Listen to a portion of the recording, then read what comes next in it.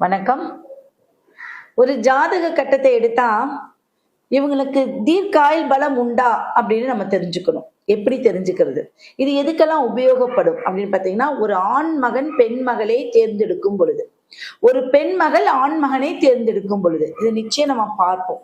ஆயுள் தீர்க்கம் உண்டா, அப்படி இந்த ஆயுள் தீர்க்கத்துக்கு உண்டான ஒரு கிரக பலன் என்ன அப்படின்னு பாத்தீங்கன்னா, லக்னம் சொந்த வீட்டுல உச்சம் பெற்றோ இல்ல ஆட்சி பெற்றோ இருக்கணும். சொந்த வீட்டுல இருந்தாலும் ஓகே, ஆட்சி உச்சம் பெற்றிருந்தாலும் ஓகே, சரிங்களா? அடுத்தது பாத்தீங்கன்னா, 8ஆம் வீட்டுல ஒரு 8ங்க கூடிய வீட்டுல உங்களுடைய லக்னத்துக்கு சனி பகவானோ குரு பகவானோ இருந்துட்டாலும் தீர்க்காயுள் பெற்ற ஒரு ஜாதகம். 3வது பாயிண்ட் அப்படின்னு பாத்தீங்கன்னா, லக்னமும் சந்திரனும் ஒரு சுபர் சேர்க்கை, புதனோ சுக்கிரனோ குரு பகவானுடைய சேர்க்கை பெற்று இருந்தாலும் தீர்க்க ஆயுள் பலம்.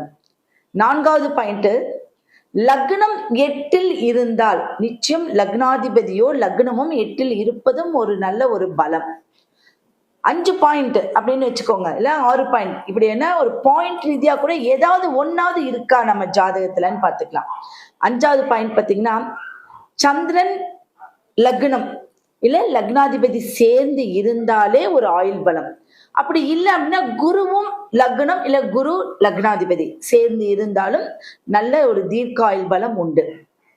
6வது பாயிண்ட் பாத்தீங்கன்னா, 8ஆம் அதிபதி 8ல இருக்கிறது உங்களுக்கு அதிர்ஷ்டமும் உண்டு, தீர்க்க ஆயுளுடைய ஒரு பலமும் உண்டு.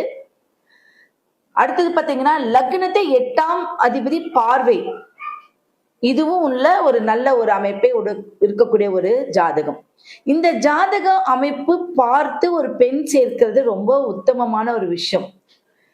உங்க ஜாதக கட்டத்துல இதுல ஏதாவது ஒண்ணு இருக்கா, இல்ல இது 2க்கும் மேற்பட்ட ஒரு விஷயங்கள் இருக்கா அப்படின்னு கமெண்ட் பண்ணுங்க. நன்றி.